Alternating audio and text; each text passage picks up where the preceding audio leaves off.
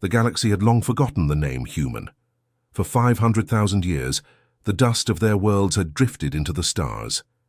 Their cities were gone. Their monuments had turned into mountains. Even their myths had faded into whispers of something half believed, half feared. But one quiet night, far beyond the galactic rim, a listening post caught something impossible. A signal. It came from deep space, beyond any trade route, beyond the reach of known life. It was weak, broken, distorted by time and distance. Yet, the encryption was unmistakable. An ancient Terran code, the kind no living species had used in 500,000 years. The signal pulsed only 3 words, repeating endlessly through static. Fleet Eternum, returning home. The operator, a young Valari named Zin, froze as the translation appeared.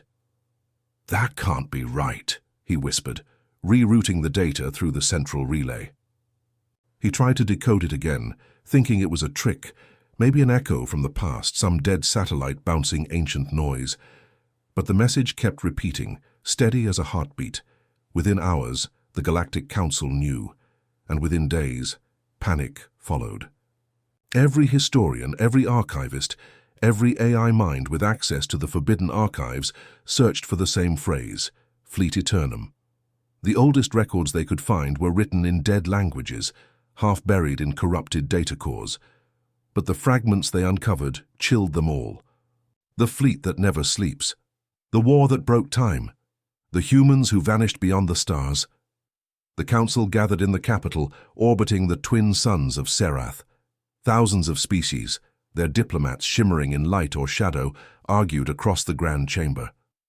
"This must be a hoax," shouted one of the Tyrell delegates, slamming its clawed hand against the table. "No ship could survive that long."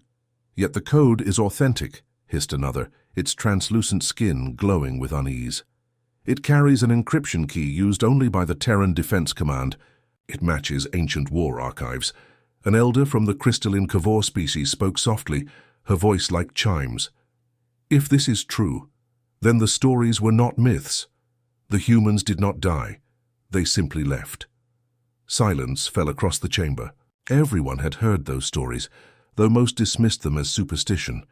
The tale said that at the end of the Great Galactic War, when the enemy known as the Devourers had nearly consumed all life, the humans unleashed their ultimate fleet. Thousands of warships, each the size of moons, had pushed the invaders back beyond the edge of the universe. And then, the humans vanished. No one ever saw them again. But now, after 500,000 years, they were coming back. The Council ordered deep space telescopes to focus on the source. For days, they saw nothing. Then, on the 4th rotation, something moved. A line of energy signatures appeared in the dark, stretching across sectors. It was as if a wall of stars had begun to move. Massive objects, cold and metallic, were crossing intergalactic space in perfect formation. The AI observers reported in disbelief. Object count, 7,204 confirmed. Estimated size, ranging from 10 to 50 kilometers in length. Energy readings, unknown. Weapon systems, active. The voice of the council speaker trembled. "Are you saying their weapons are still online?" "Affirmative," the AI replied. "Every ship is armed and powered. All across the galaxy, governments went on alert. Border worlds shut down their ports. Military fleets scrambled into defensive positions. News broadcasts blazed through every system. Unknown fleet approaching. Human origins suspected. On the mining colonies of Zenth, children stared at the stars in fear. In the temples of the Kavor, priests lit candles for ancient promises. And on the barren world, once called Earth, a dormant sensor buried under the dust flickered to life for the first time in ages.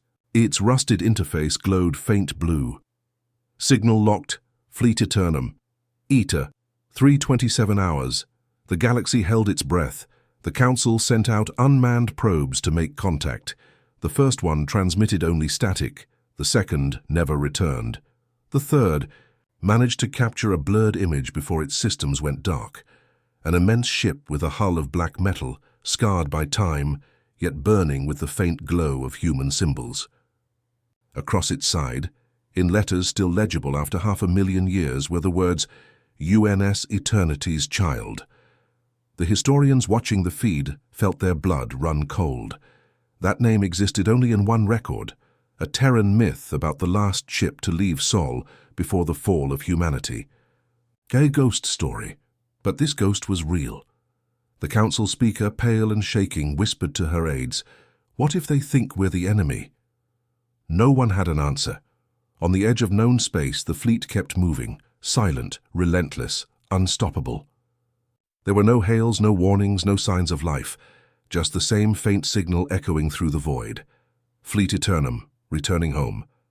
And though no one could see them, deep within the flagship Eternity's Child, machines awoke from their ancient slumber. Their voice, human, weary, commanding, spoke through the static of time. Begin reactivation. Plot course for Sol system. The long watch ends today. Then the stars behind the fleet dimmed, as if even the light feared to follow them. Humanity was coming home. And the galaxy could only wait. The signal spread like wildfire through the galactic networks. Within hours, every major species knew. Within days, panic took hold. The name humanity, once erased from every official archive, was now being whispered in every corner of the galaxy. Old races that had ruled the stars for millions of years trembled, not because they hated humans, but because they remembered. Deep in their genetic memory, there was fear, a warning carved into the DNA of civilizations that had once seen the wrath of mankind. In the floating libraries of the Atha Dominion, historians unlocked ancient sealed archives. Dusty holograms flickered to life, showing scenes of burning worlds, colossal ships made of black steel, and soldiers who fought until the last breath. The words etched beneath every image read, "The Last War, the Age of Humanity." An Athur scholar stared at the images, her crystal eyes wide. "They never lost," she whispered. "They just, left." On the other side of the galaxy, in the fortress moon of the Vexorian High Command, a council of generals watched the recordings of the approaching fleet. Each ship dwarfed their own. Each moved with precision. No wasted motion, no visible crew, no response to hails.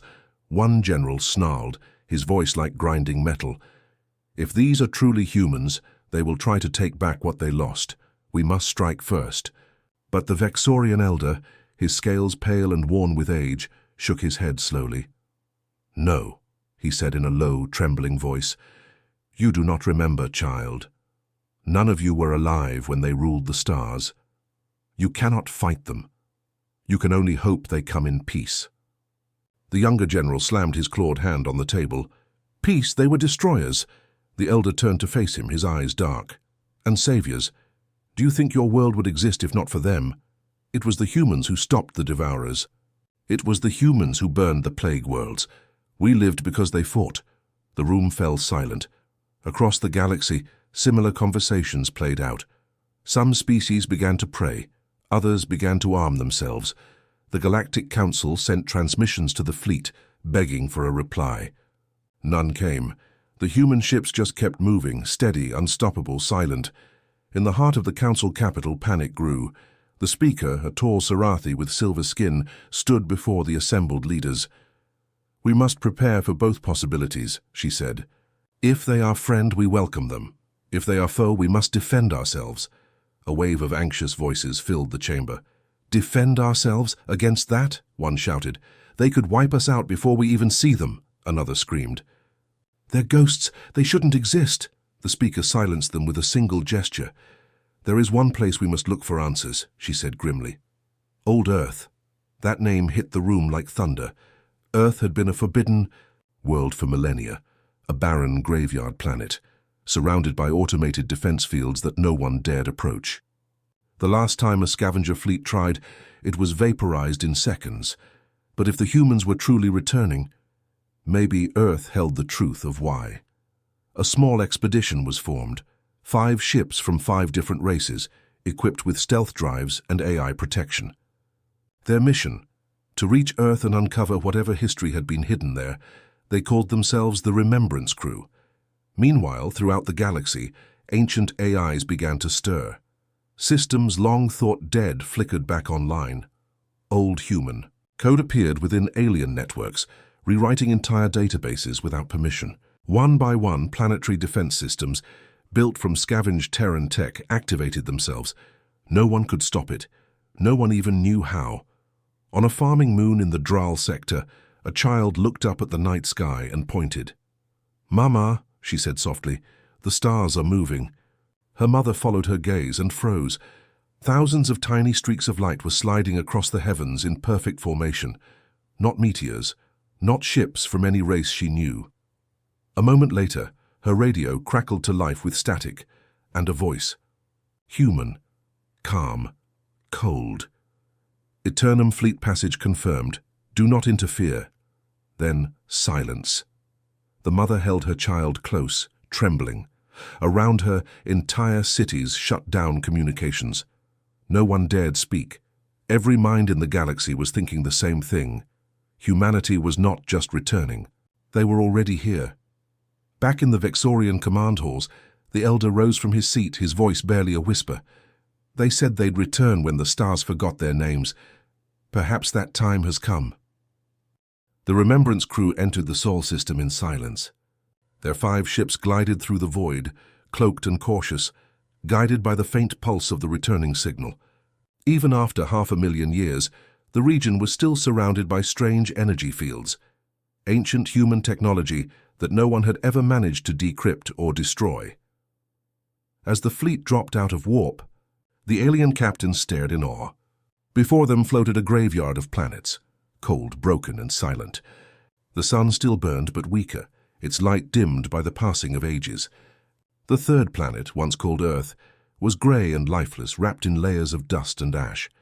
Atmosphere stable for landing, reported a soft artificial voice from the Velnari ship. But readings are unusual.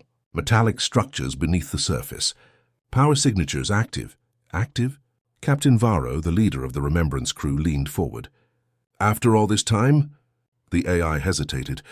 Yes, ancient reactors are still functioning. Power levels increasing. No one spoke for a long moment.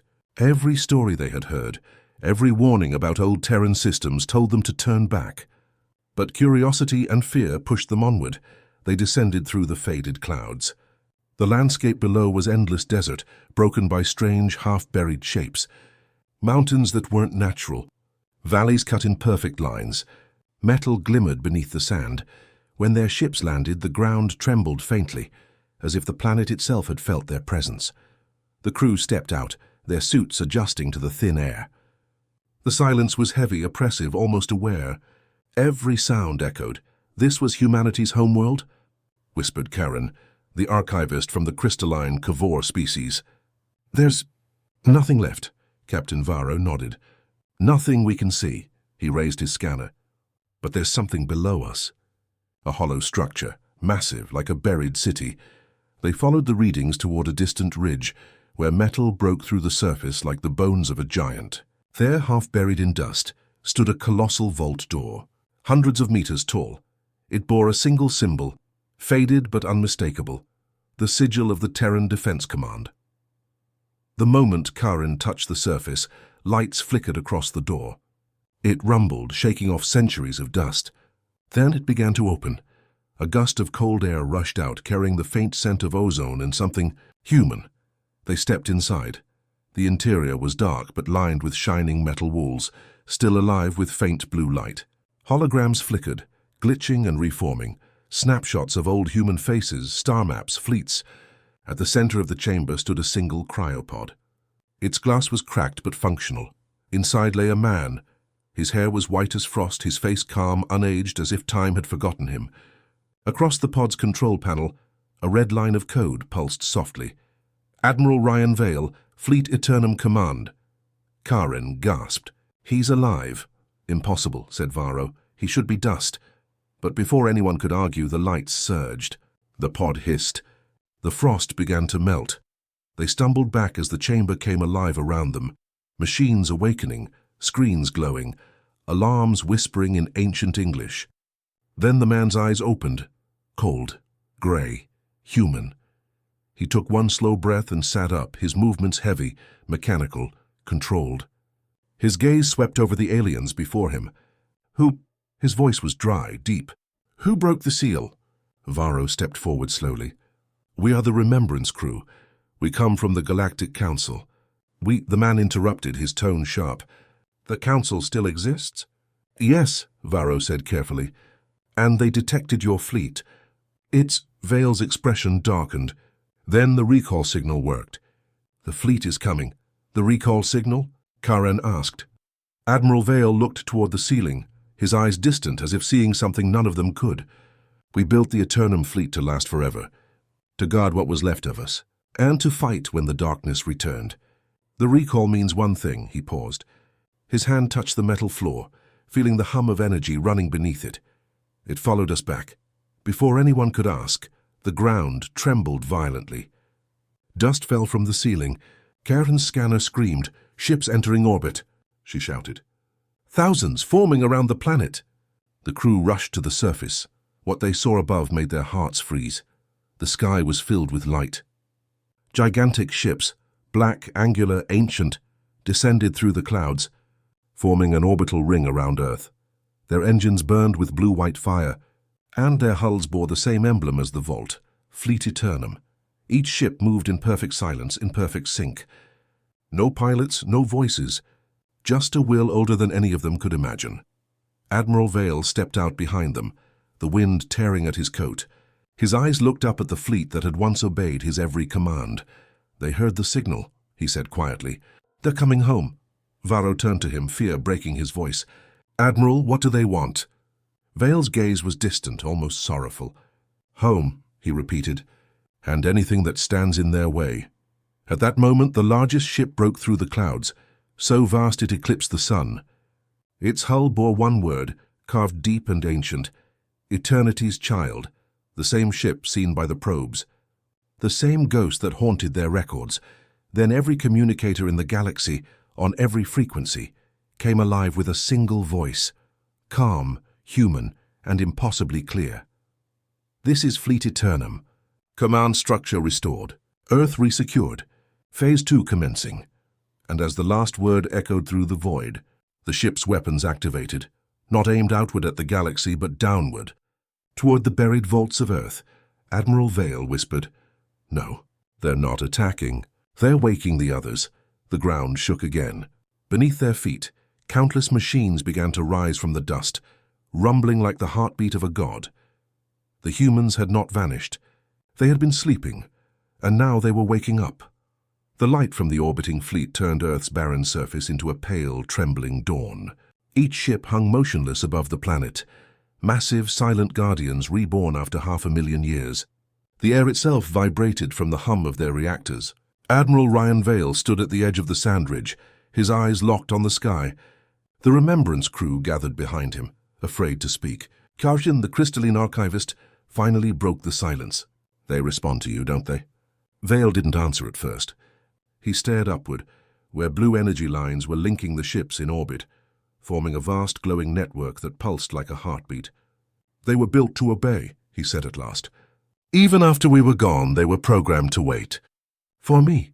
Varro, the alien captain, stepped closer. "Then why not stop them? The galaxy is in chaos.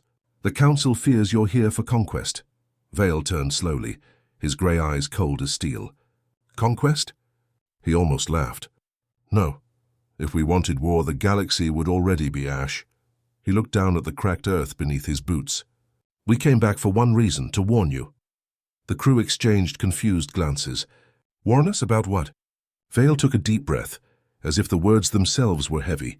"The darkness," he said quietly. "It's coming." Karen frowned. "Darkness? You mean the Devourers, the ones from your old records?" Vale nodded. "Not them. Something worse. The Devourers were only its children. The real enemy lives between galaxies, feeding on energy, on thought, on life itself. We fought it for millennia beyond your charts. Every time we destroyed it, it rebuilt itself. Every time we fled, it followed. And now," he looked at the sky again, "now it knows where home is." Before anyone could respond, the ground rumbled again. Huge cracks opened across the plains, revealing vast metal structures below. Towers, buried for eons, were rising slowly from beneath the planet's crust. Black spires bearing the old Terran insignia. The air shimmered as drones poured from the vaults, hundreds of them repairing the ruins with eerie precision. The machines moved like insects, rebuilding the ancient defense grid that once protected Earth. Karen's scanner chirped frantically. Power readings are off the scale. It's like the whole planet is coming alive. Vale nodded grimly. It is. The defense matrix is reawakening. They've begun the reforging protocol. Varro looked at him, his voice tight with dread. Admiral, what happens when it finishes? Vale turned to him. Then this planet becomes a fortress again. A beacon strong enough for the darkness to find. Silence fell. Why would you do that? Karen cried. You'll bring it here. Vale's expression was unreadable. We're already too late. The moment the signal went out, it began to follow. My fleet returned to prepare for its arrival. We can't stop it. We can only fight it here one last time. Varro shook his head. The Council won't believe this. They'll see your fleet as a threat. They're mobilizing even now. I know, Vale said softly. And they'll attack because they always do. They'll make the same mistake our ancestors made before the First War. He looked at the alien captain with tired eyes. Fear makes them blind. But tell them this. If they strike us, they'll be helping the very thing that wants them dead. High above, a deep vibration rolled across the sky.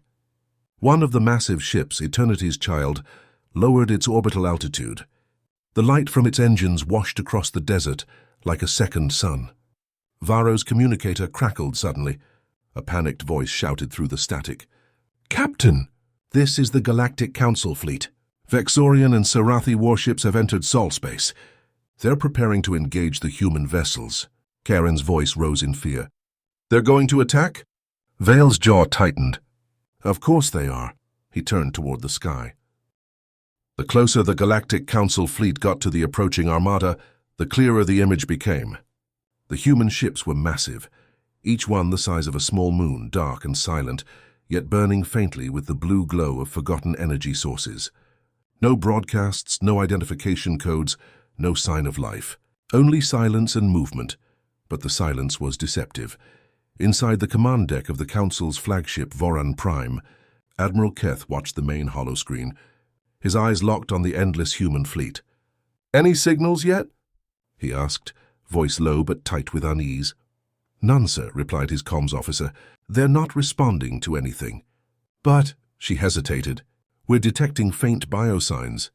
Thousands, maybe millions, but they're not normal. The Admiral frowned. Explain. They're human, sir, but their vitals are static, no fluctuation. No decay, it's as if they're frozen? Yes, frozen, but alive. A whisper of fear spread through the control deck. Everyone had heard the stories of the old human war machines, the ones that had fought even after their crews were long dead. The thought that these ships could still be operating under ancient commands sent shivers through even the bravest officers. Suddenly the holoscreen flickered. For the first time in 500 millennia, a human transmission came through. Fleet Eternum, operational. The voice was monotone, metallic, but undeniably human. Primary directive: return to Sol, assess, reclaim. Then the signal cut. The council chambers erupted in chaos. Reclaim? Shouted the Van representative, his tentacles coiling nervously. Reclaim what? Earth is dead. Maybe to them it isn't, whispered another. The debate turned violent. Some demanded the fleet be destroyed before it reached the galactic core. Others warned that any attack might awaken something worse. Old legends spoke of human AIs, machines that had evolved beyond organic logic. Gods of war built by mortal hands. Meanwhile, far from the Council's reach, a lone science vessel, Aurora's Dream, dared to get closer. Its captain, a quiet Lyran named Selka, felt an odd pull toward the human fleet. She had always studied ancient human ruins, their writings, their songs, their madness, and now she was staring at their greatest mystery. Her ship glided toward the nearest human dreadnought. Its name was still visible along the scarred hull, HMS Leviathan. Send a probe, Selka ordered. The probe flew forward, scanning the Leviathan's surface. What it found made her heart race. The hull wasn't metal, not entirely. It was layered with something alive. Nanostructures still repairing the surface after hundreds of thousands of years. The ship itself was healing, then her sensors screamed. Power surges raced across the Leviathan's core. Massive energy spikes came online one by one. The old warship was waking up. Selka's crew panicked. "Captain, we have to retreat." But Selka couldn't move. Her eyes widened as she saw movement through the Leviathan's front viewport. A figure, human or something like one. He stood perfectly still, encased in a clear pod of shimmering light. His eyes were closed, but faint blue circuits ran beneath his skin. Around him others slept, thousands of them. Rows of preserved warriors, unchanged by time. The humans. "They're not gone," Selka whispered. "They're sleeping." Suddenly the Leviathan sent out another signal, this time directly to Aurora's dream. It bypassed every firewall, every defense. The message appeared in plain galactic standard across Selka's console. "Who commands the galaxy now?" The bridge fell silent. Selka's throat went dry. Slowly she typed a response. "The Galactic Council." A pause. Then came the reply that would change everything. "Then we returned to reclaim what was ours." The Leviathan's engines ignited, flooding the void with blue fire. One by one the other ships followed, awakening from their eternal slumber. The fleet Eternum had officially come alive. Back in Council space, panic erupted. Worlds fortified their borders. Fleets mobilized, every species prepared for war, unsure whether they were about to face the ghosts of a long-dead race or the rebirth of something far worse. Admiral Keith watched the data feeds pour in, his heart sinking. "If those are ghosts," he said quietly, "then the dead just remembered they were gods." And somewhere deep within the flagship Soul's Wrath, an ancient AI opened its eyes for the first time in 500,000 years. Its voice echoed through the network. "Humanity never dies. We simply return." The galaxy trembled. The ghosts of humanity were no longer silent. They were coming home. The human flagship Soul's Wrath emerged from the dark like a rising world. It was larger than any known structure, its surface scarred but alive, glowing faintly with the blue fire of forgotten technology. Even from light years away, its power readings dwarfed every ship in the Galactic Council's fleet. The silence broke when the ship's core pulsed once, then again, sending a shockwave of energy across nearby systems. Communications, sensors, even light itself bent for a brief moment. Then a voice echoed through every known frequency in the galaxy. It was calm, cold, human. "We have returned." Inside the Voron Prime, Admiral Keth and his officers stared in disbelief. The voice had no source, yet it filled every ship's comms. The translator confirmed it. Pure Terran Standard, an ancient dialect predating even the Council's founding. "Is that a recording?" Keth asked quietly. "No, sir," replied the comms officer. "It's live. The transmission originates from Soul's Wrath." Keth felt the air thicken. "Open a channel." The connection clicked, static. Then, "Identify yourselves." "This is Admiral Keth of the Galactic Council." "We mean no harm," he began carefully. "Humanity vanished 500,000 years ago." "Who are you?" A pause. Then came the answer. "We are humanity." The words hit like a hammer. The crew exchanged stunned glances. Keth tried again.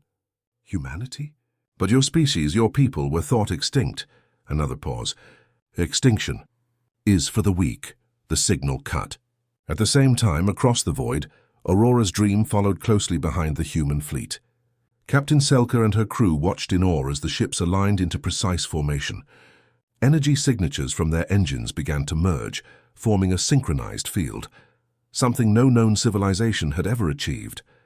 "They're linking their reactors," Selka whispered. "They're merging power." Her science officer frowned. "But why? What are they trying to do?" Before she could answer, the void lit up. Soul's Wrath extended massive structures from its hull, like wings of pure energy, and a holographic projection formed above it. The map of the galaxy. At the center, a single blinking light appeared. Earth, and beneath it, a message in glowing blue script. "Return to origin." The fleet Eternum was preparing to journey home. Selka felt her throat tighten. "They're going back to Earth," she said. "But why now? After all this time?" Back on the Voron Prime, Council officials screamed over one another in panic. Some demanded an immediate strike to destroy the fleet before it could reach the galactic core. Others urged restraint, fearing the humans' wrath. Then came the data reports, chilling ones. Every system the human fleet passed through went silent. Not destroyed, not attacked, just silent. The stars themselves dimmed around them, as if reality refused to interfere. It wasn't just war machines moving through space. It was something more, something living. "Admiral," said Keth's aide, trembling, "if those ships reach Sol, what happens?" Keth didn't answer. His gaze was fixed on the hologram, where the human fleet moved steadily toward the galactic center. "We're about to find out," he muttered. Meanwhile, deep inside Sol's Wrath, light began to flow through the sleeping chambers. Thousands of cryopods flickered. Inside them, the last humans stirred. They looked unchanged, faces calm, skin pale, veins glowing faintly with nanolight. But their minds were not the same. They were connected, united. A single thought moved through them like lightning. "We are homebound." In the heart of the ship, a single pod opened. A man stepped out, his breath slow, his eyes bright blue like starlight. He looked out at the endless void and whispered, "How long?" The ship answered him with a gentle hum. 502,614 years since last awakening. The man smiled faintly. "And the galaxy?" "Changed, divided, weak." He nodded slowly. "Then our duty remains." His name, long forgotten in history, was Commander Elias Verin, the last recorded admiral of the human dominion. The one who had sworn that humanity's legacy would never fade. He placed a hand on the ship's core interface. "Begin full fleet synchronization. Plot course to Sol." Outside, thousands of ancient human warships shifted into new formations. Energy fields linked them together, forming one massive grid of power, one mind, one will. The galaxy watched in terror as the ancient human fleet began to move, their engines burning like newborn stars. The silence of the past 500,000 years was broken by a sound no one alive had ever heard before. The roar of human engines. The galaxy realized too late that the return of humanity was not a rumor. It was destiny. And this time they were not coming to reclaim. They were coming to remind the stars what fear felt like. The fleet Eternum cut through the void like a silent storm. Every ship moved in perfect harmony, a vast ocean of steel and light stretching from one horizon of space to the other. The Galactic Council's forces, once confident and proud, now watched from afar, paralyzed by the weight of what they were witnessing. The humans, those thought extinct for 500,000 years, were no myth, no rumor. They were real. They were awake, and they were heading home. On the bridge of Sol's Wrath, Commander Elias Verin stood before the viewing deck, watching the holographic projection of their destination, Earth. It was barely recognizable, scarred, fragmented, surrounded by the ruins of dead moons and shattered satellites. Yet beneath the centuries of decay, something still pulsed within that broken planet. "Home," Verin said softly. "Still alive." The ship's AI responded, its voice echoing like a whisper through a cathedral. "Planetary core remains active. Biosignatures detected. Humanity fragmented." Verin frowned. "Survivors? Possibly. Mutated, changed, but still human." He closed his eyes. A spark of emotion, hope perhaps, crossed his face. Then with quiet command he said, "Prepare descent protocols. We return not as conquerors but as heirs." But outside, the rest of the galaxy didn't see it that way. The Galactic Council had assembled its full strength, thousands of warships from every known species. They formed a wall between the humans and the Sol system, their engines roaring, their weapons locked and charged. In the council chamber, Admiral Keth faced the screen showing the advancing human fleet. "If we let them reach Sol," he said grimly, "they'll rebuild. And once they rebuild, we'll never stop them again." The Varn representative hissed, "You would attack the dead?" "They are not dead," Keth snapped. "They're gods that learn to bleed." The order went out. Every ship prepared for battle.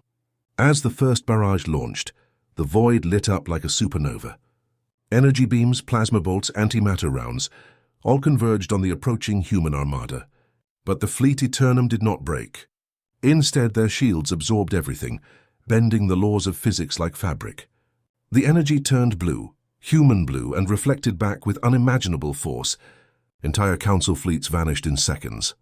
On board Aurora's Dream, Captain Selka and her crew watched in stunned silence. "They're not fighting back," one officer whispered. "They're just reflecting it." Selka's voice was faint. They're using the enemy's power to fuel themselves. Every shot only makes them stronger. The battle became one-sided. Council ships tried to retreat, but the void warped around them. Gravity fields collapsed, engines failed, and one by one their lights went out. Then Saul's wrath transmitted a message, broadcast across every surviving frequency. To those who remained among the stars, we do not seek war. We seek what was lost. Stand aside, but pride is a powerful thing. The Council refused. Admiral Keth clenched his fists. We can't let them reach Earth, he shouted. If they touch that planet, everything we've built will end. Then the voice of humanity answered once more, this time not through speakers, but inside every living mind in the galaxy. Everything you built began with us. Every being, every soldier, every citizen heard it, the cold, calm truth. Humanity was not gone. They were the foundation upon which the galaxy stood. Their technology, their language, their ancient AIs, all had shaped the stars. And now the architects had returned. As the human fleet passed through the broken ring of defenses, the stars grew dimmer. The sheer energy output of their ships warped space itself. When they entered the Sol system, the planets aligned unnaturally, perfectly, as if the universe itself bowed in recognition. Commander Varen watched Earth appear through the forward viewport, cracked, desolate, but glowing faintly from within. Open the channels, he said. To whom? Asked the AI. Varen smiled. To Earth. For a long moment there was silence. Then, against all reason, Earth answered. A signal burst through the void, weak but clear. A human voice, trembling, old and worn. This is Earth Command. Who are you? Varen stood tall, his voice steady. Fleet Eternum reporting for duty. Returning home. On the other end, quiet sobs. Then laughter. Then disbelief. Humanity lives? Humanity endures, Varen said. As the fleet entered orbit, the blue glow of their engines washed over the planet like dawn breaking after eternal night. The oceans shimmered again. The clouds reformed. The old satellites reactivated, their networks flickering to life after 500 millennia. All across the galaxy the message spread. Humanity has returned. And the stars themselves seemed to whisper it back. But far beneath the surface of Earth, deep inside the planet's ancient core, something else began to stir. Something even the humans hadn't expected. The ground trembled. Old human bunkers activated. And a new voice, a voice older than any human, any AI, spoke into the darkness. Welcome back, children of Earth. You have much to remember. Commander Varen froze. His expression changed. That voice. The AI confirmed it. Source unknown. Origin, planetary core. Earth was alive. And it had been waiting for them. The Fleet Eternum hovered in silent orbit above the wounded planet. Below them, Earth turned slowly, scarred, fractured, yet pulsing faintly with light. The oceans were black glass, the continents twisted by ages of storms and decay. But deep beneath the surface, something ancient stirred, like a heartbeat echoing through stone. Commander Elias Varen stood on the command deck of Sol's Wrath, staring down at his homeworld. After all this time, he whispered, we finally made it back. But the voice that had called to them, the one from Earth's core, still echoed in his mind. Welcome back, children of Earth. You have much to remember. Varen turned to the ship's AI. Can you trace it? Signal originates from beneath the planet's crust, the AI replied. Approximate depth, 3,200 kilometers. No known structure survives at that depth. Yet the signal continues. Varen's eyes narrowed. Prepare a descent craft. I'm going down there myself. The AI hesitated. The surface remains hostile. Radiation levels are extreme. Atmospheric integrity, then I'll adapt, Varen interrupted. He glanced toward the stasis chambers, where thousands of preserved humans still slept. Wake a small escort unit. It's time to remind Earth who we are. Moments later, a landing vessel detached from Sol's Wrath and plunged toward the planet, wrapped in a shimmering field of blue energy. Plasma storms tore through the skies, lightning dancing across the shattered clouds. As the craft broke through the atmosphere, it passed the remnants of ancient cities, rusted towers, broken bridges, monuments half buried in ash. Varen watched it all in silence. We built this world once, he murmured, and when it burned, we swore we'd return. The ship landed on a plateau near what was once the Himalayas. The air was thin, toxic, but breathable enough for the enhanced humans. The ground vibrated faintly beneath their boots. Then the voice returned, clearer now, stronger. You remember war. You remember creation, but you forget me. The earth split open. Light spilled from the cracks, golden, ancient, alive. Varen's squad raised their weapons, but he raised a hand. Wait! From the chasm rose a sphere of light, massive and pulsing. It was not a machine, and not alive in the way they understood. It was Earth itself. When you left, the voice said, resonating through the air, you took my fire to the stars. You waged wars in my name, and when you fell silent, I kept your memory. Varen stepped forward, his voice steady. Then you remember why we left. To end the War of the 10 Suns. To protect what was left of you. Yes, said the voice.